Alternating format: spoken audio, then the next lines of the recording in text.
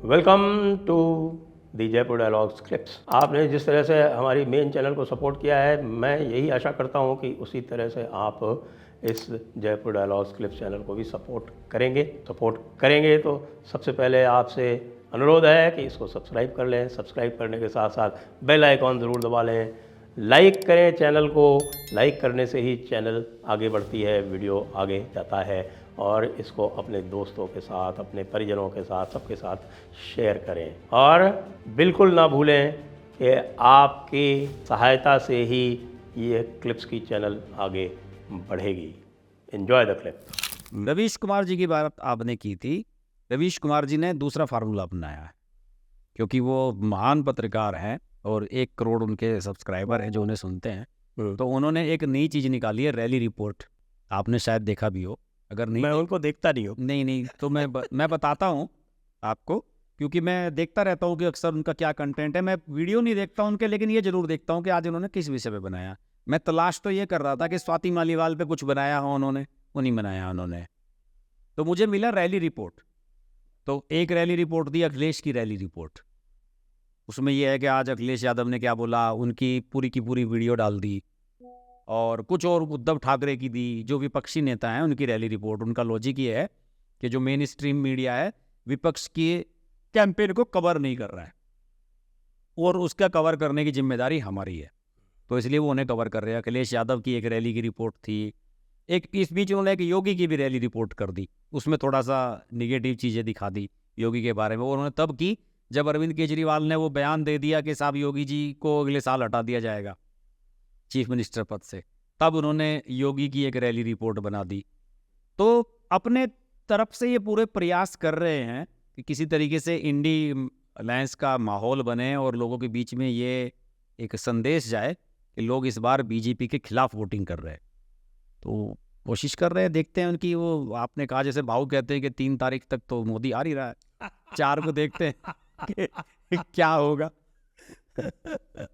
तो ये जो पूरा का पूरा जो नैरेटिव ये बना रहे हैं, पहले इन्होंने आरंभ किया था कि 400 सीटें नहीं आएंगी, और अब जो है ये उसको चेंज करने की कोशिश कर रहे हैं। राहुल गांधी भी उसको चेंज करने की कोशिश कर रहे हैं। अचानक उन्होंने कह दिया कि 180 आएंगी, फिर कह दिया 150 आएंगी। आपको क्या लगता है कितनी आएंगी? नहीं, 400 सीट वाली में पता नहीं इन्हें क्या परेशानी है, और क्यों इस चीज़ से ये इतना डरे हुए हैं। अपनी जो बातें हैं वो जनता के बीच में जाके कहें, अपने मुद्दे लेकर जाएं। इस बात से क्यों परेशान है? पहले तो इन्हें ऐसा लगा कि मोदी जी ने ये कह दिया है कि 400 बीजेपी की आ जाएंगी। शायद इन्हें गलतफहमी हो गई। मोदी जी ने तो अब ये बात क्लियर कर दी है। अभी रिसेंटली उन्होंने अर्नब गोस्वामी के शायद इंटरव्यू में कही है ये बात। उन्होंने कहा कि 400 तो ऑलरेडी स्ट्रेंथ है एनडीए की पार्लियामेंट में। उन्होंने कहा कि जब अगर हम उड़ीसा और आंध्र प्रदेश को जोड़ लेते हैं तो 400 तो फिगर हमारी पहुंच ही जाती है। अगर मैं पब्लिक के बीच में जाके ये कह रहा हूँ कि 400 हमारी सीटें आ सकती हैं इस बार एनडीए की, तो क्या गलत कह रहा हूँ? तो उन्होंने ये स्पष्ट कर दिया है कि वो एनडीए की 400 सीटों के बारे में बात कर रहे हैं, अपने दम पर बीजेपी की बात नहीं कर रहे हैं।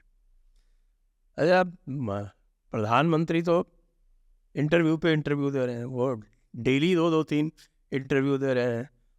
30 से अधिक दे चुके हैं संभवतः। लगभग 35 एक दिन में 4-4, 5-5 भी दिए हैं। तो 35 तक इंटरव्यू उनके हो गए हैं। हाँ। और आपको ध्यान हो, अभी राजदीप से किसी ने पूछ लिया कि भाई राहुल गांधी क्यों नहीं इंटरव्यू दे रहे हैं, तो राजदीप ऐसे नाराज़ हो गए जैसे कि कोई उनकी किसी ने कोई चोरी कर ली हो, कोई बड़ी नज़दीकी चीज़। नहीं, मुझे लगता है वो नाराज इसलिए हो गए कि राजदीप सरदेसाई ने शायद राहुल गांधी से कहा था कि मैं इंटरव्यू करना चाहता हूँ, तो उन्होंने मना कर दिया उन्होंने।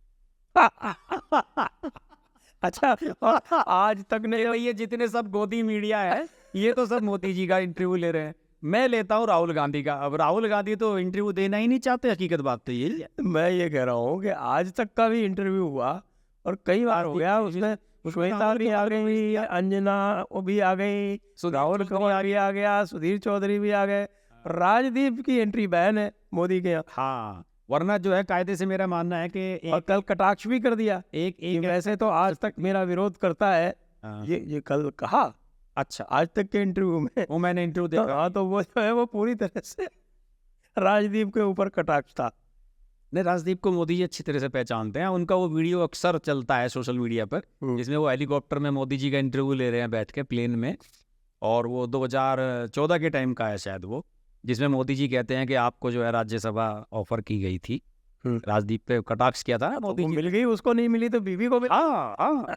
तो अब मुझे लगता है कि उनके पास कोई मुंह भी नहीं बचा है कि किस मुंह से वो जाए। हो सकता है कि मोदी जी इस बार कह दें जैसे स्मृति ईरानी ने कह दिया। आपको याद है अभी राजदीप सरदेसाई साउथ की कवरेज कर रहे थे, तमिलनाडु गए, आंध्र प्रदेश गए और तेलंगाना गए, केरल भी शायद गए, राजीव चंद्रशेखर वाली सीट पे भी शायद गए थे। और उसी बीच एकदम एक दिन पहुंच गया अमेठी, जब ये अजीत अंजुमन पार्टी सब लोग पहुंचे वहाँ पे, और वहाँ पे स्मृति ईरानी मिल गई कैंपेन करती हुई। स्मृति ईरानी से पूछ लिया इन्होंने कि यहाँ के लोग ये कह रहे हैं कि 5 साल में आपने काम डेवलपमेंट जितने होने चाहिए थे सांसद के तौर पे उतने नहीं कराए हैं। तो उन्होंने कहा कि भाई आप टीएमसी के सांसद के पति होने के नाते एक पत्रकार मेरे से ये सवाल पूछ रहा है, उसे सवाल ये पूछना चाहिए कि जो 50 साल में पहले मेरे सांसदों ने यहाँ नहीं कराया उसके मुकाबले तो मैंने 5 साल में कुछ काम कराया ही होगा। तो स्मृति ईरानी बड़ी तेज है इस मामले में, वरना उसका संदर्भ बनता नहीं था कि वो टीएमसी की सांसद का पति शब्द वहाँ क्यों इस्तेमाल कर रही हैं। वो तो अब उन्होंने राजदीप सरदेसाई को जलील करने के लिए किया। तो राजदीप को लगा था कि शायद अगर मोदी जी के इंटरव्यू में वो चले जाते मोदी जी भी कुछ ऐसी बात कह देते। नहीं, मोदी जी क्या तो एंट्री बैन है उनकी। हाँ, चैनल वाले भी भेजते नहीं है उन्हें अब वहाँ इस तरह की कवरेज में। उन्हें जो है गैर बीजेपी जो दल है उन्हीं की कवरेज में उन्हें रखा जाता है। और ऐसा भी समाचार है, मैंने सुना है, उड़ती उड़ती सुनी है, आप दिल्ली में आपने अधिक सुनी होगी कि राजदीप का कॉन्ट्रैक्ट जो है वो इस इलेक्शन तक ही है। हाँ, ये सही कह रहे हैं आप, मैंने इस पे वीडियो भी बनाया और कुछ लोग सवाल भी उठा रहे हैं कि एक सांसद के पति को आप इस तरह से कैसे नया एंकरिंग बैठते हैं, या पॉलिटिकल एडिटर जो उन्हें बनाया हुआ है, कंसल्टिंग एडिटर, ऐसी पोस्ट पे आपने क्यों रखा हुआ है। और मुझे लगता है कि मॉरली राजदीप सरदेसाई को भी अपने आप आगे सोच लेना चाहिए। राजदीप सरदेसाई और मॉरल नहीं, रिटायरमेंट ले लेना चाहिए। उसके बंगले की बेइज्जत होने से तो बड़े, संजय जी बेइज्जत होने से तो बढ़िया ही है। आप भी पत्रकार रहे हैं, आप ये बताइए राजदीप के बंगले की कीमत कितनी है जो नई दिल्ली में बना हुआ है। सर 10 साल पहले तो 50 करोड़ बताते थे लोग, अब पता नहीं कितने की है। 500 हो गया होगा। 500 हो गया होगा। तो कोई पत्रकार 500 करोड़ के बंगले में रह सकता है? हाँ नहीं, बिल्कुल सही बात है, नहीं रह सकता। अभी भी नहीं है। अपने अजीत अंजुम और रवीश कुमार जैसे लोग भी अपार्टमेंट में रहते हैं ऊपर 20वें फ्लोर पे, 21वें फ्लोर पे। बंगले में तो मैं तो 2 ही लोगों को जानता हूँ इस तरह के, 2 या 3, एक शेखर गुप्ता, हाँ, एक राजदीप सरदेसाई और एक वो आपका करण थापर। करण थापर का तो पता नहीं, शायद प्रणव राय भी रहते। प्रणव राय तो मालिक थे। मालिकों की बात नहीं कर रहा मैं केवल पत्रकारों की बात कर रहा हूँ। जी सही बात है, हर एक के बस की नहीं है। और दोनों ये तो मियाँ बीबी जो है एडिटर पोस्ट पे रहे, सागरिका भी बड़े पोस्ट पे रही हमेशा जब भी रही, और राजदीप सरदेसाई भी बड़ी पोस्ट पे रहे हमेशा। तो इनका तो बंगला बनता ही है। और इनके 2 रेजिडेंस है, इनका तो मुंबई में भी है, दिल्ली में भी है, बॉम्बे में भी है, और अब एक राज्यसभा सांसद के तौर पे एक बंगला और मिल जाएगा। हाँ, इसी सेशन में अभी बंगले ही बंगले ही बन। राजदीप मजे कर ले, तेरे तो बंगले ही बंगले। अब तो कायदे से अभी ने जो है ना रिजाइन करना चाहिए। बंगलों के मेंटेनेंस पे भी तो ध्यान कोई देगा नहीं। 3 बंगले हैं, कहीं कुछ हो रहा है कहीं कुछ हो रहा है, वो उसका देखें। राजनीति पत्नी करेंगी इनकी, इनके बस की तो है नहीं। इन्हें तो बताते हैं कि केजरीवाल ने भी ऑफर करी थी कि आप आ जाओ। आम आदमी पार्टी जब शुरू में बन रही थी तो उस समय केजरीवाल ने इन्हें बताते हैं कि गोवा के सीएम फेस के रूप में प्रोजेक्ट करने की बात कही थी, लेकिन ये गए नहीं। आशुतोष जैसी हिम्मत जुटा नहीं पाए ये।